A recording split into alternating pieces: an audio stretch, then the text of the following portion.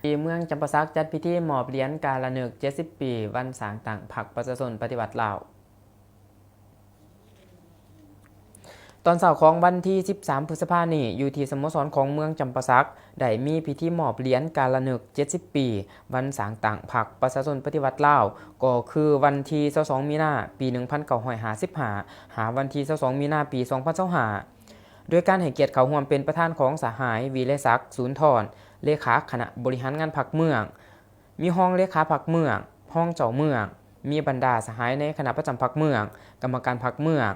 มีหัวหน้าห้องหัวหน้าของการมีพนักงานอาวุโสบำนาญเลขาคณะพรรคหากฐานกลุ่มบ้านเลขาหน่วยพรรคคณะหน่วยพรรคอมขางเมืองพร้อมด้วยเลขาพรรคบ้านใหญ่เขาห่วม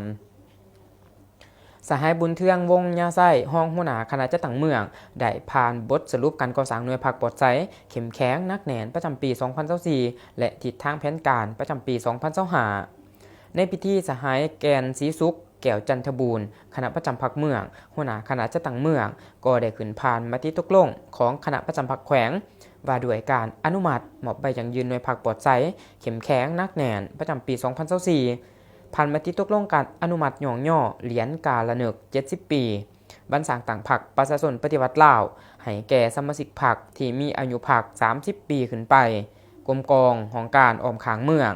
กลุ่มบ้านและบ้านใหญ่ที่มีผลงานดีเด่นในการประกอบส่วนในการเคลื่อนไหวเวียกงานต่างๆในระยะที่ผ่านมา